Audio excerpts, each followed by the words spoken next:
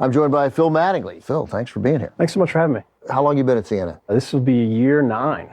Year 9. Oh, congratulations. Thank you. Phil is here to discuss one of the 100 movies on the New Republic's list, published last year, of the top 100 most significant political films of all time. Operative word there, significant, not necessarily best, but this definitely also would qualify as one of the best. Won the Oscar for Best Documentary in 1974, Hearts and Minds. Why'd you choose Hearts and Minds? Honestly, the list was spectacular, but this is one that was really personal to me. And I think I first saw it where a lot of people in my generation were dealing with the Iraq War, and were dealing with a lot of the documentaries that were coming out in that time, No End in Sight, Taxi to the Dark Side, and came across this around that same time. And I think that any documentary since then has pulled to some degree from this. And I think what I was so struck by in kind of the moment where I discovered it and really became passionate about it, watched it several times, is, I'm an Army brat. My father was in the military. My grandfather was killed in Vietnam.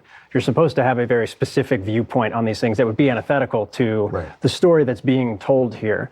And I think that's the value of it, is to make you stop and think. You may not agree with everything or the perspective of everything. Veterans certainly aren't a monolith coming out of Vietnam, but the ability, without any narration, purely through interviews and footage, to tell a story, and whether you think the story is entirely accurate or you have different perspectives on things, you can't deny that for a country that had gotten itself into an awful war that had wide-ranging repercussions on society, on individuals, but not just here, also there. It was a truth-telling 2 hours that I don't think has much parallel, certainly at the time, and when it came out. The war hadn't even ended. Yes, this is an incredibly powerful story, and the criticism of it is that it didn't tell the full picture, and I always bristle at that, because the full picture is, and something as complicated in this, is never told. Right. What Hearts and Minds did was tell a part of the story that had been neglected almost from the start of the war. So to me, Hearts and Minds is a vital part of filling in a complete Vietnam story. I think that's such an important point. You don't have to watch the movie and think it tells every piece of every part of an extraordinarily dynamic and complex story. What it does is, for the first time, and it was followed, Fog of War is kind of a similar representation to some degree, of showing the contrast of what public officials said, what was actually true, but also what was happening on the ground. There was simply nothing that existed at that moment that showed what was happening to the Vietnamese people. And you can be patriotic and still recognize the humanity in that. And it just simply hadn't existed prior to that. And that has a power that beforehand, I don't think people recognized. Yeah, the key takeaways here are what was happening to the men and women in South Vietnam and North Vietnam. Because basically at the time, there were two stereotypes. The stereotype of the North was that these were the communist overlords, and that they were brutal and dictatorial, period, right? And the South was inept and corrupt, right? And they were bad allies. And this film brought to the American public, those who saw it, a first-time look and a recognition, like, oh, wait, they are exactly like us, right? They value life. They value family, they value their society, the same amount that Americans do. You would say that out loud and say, well, yeah, obviously. No, at the time, that wasn't the belief or understanding. And you'll see that reflected in the comments toward the end of the movie from General William Westmoreland, who says something that is unimaginably awful. But what's important is that I don't think at the time he thought he was saying something awful. This was baked into a significant manner of thinking, certainly among the political and military hierarchy in the country, and then filtered down, of course, to the American people, which was that this was okay because they don't value life the way we do. And of course, you say it now and like, it's preposterous. It has to be preposterous. It's preposterous literally across the planet. And in doing so, it uses racially derogatory terminology as he talks about them.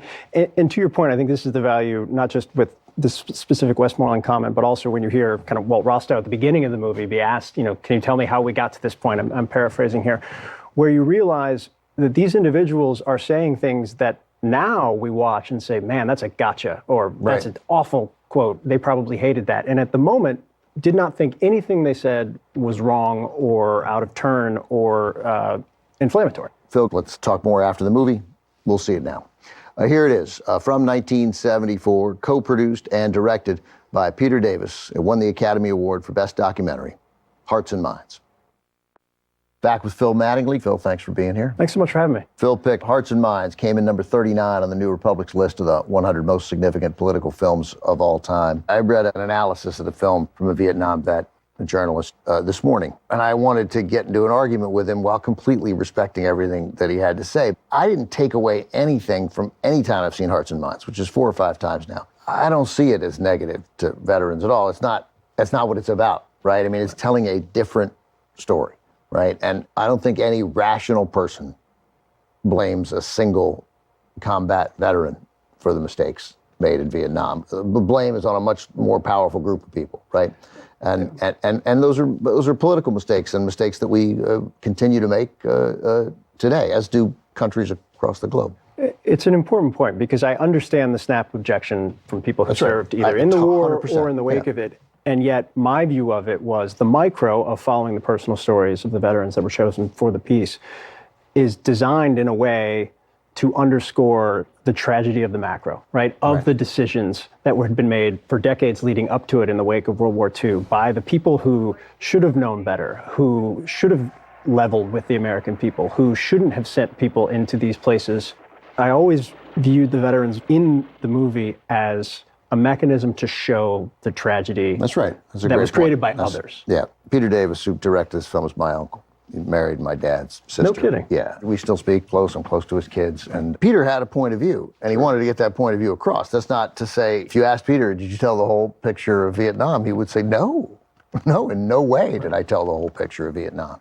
And again, I think if you want to understand it, to watch Hearts and Minds, then go watch something else, right? Sure. And you want to watch a documentary on how poorly Vietnam veterans were treated when they got home, that's worthy also, right? That is another part of the story that we got wrong. Those were not the guys to treat poorly when they came home from doing their duty and serving in Vietnam. No question about it. I think the value is understanding what you're watching. There's a point of view. There is undeniably a point of view. That's okay. And it's not a sin, and it's not That's why it's good. Yes, That's right. exactly. Yeah. And we've talked about this a couple of times, but I just think it's so important that what this does is it fills in gaps. It illuminates pieces of this story that people either had no visibility to, had limited visibility to, or frankly were lied to about. And I think that's the value. And you can see it, the analogs to these days where Restrepo is a very different movie than Taxi to the Dark Side. Like they're telling different pieces of a story that gives you a more well-rounded view of what actually happened, and that's the value. Yeah, everybody should feel a little uncomfortable about Vietnam.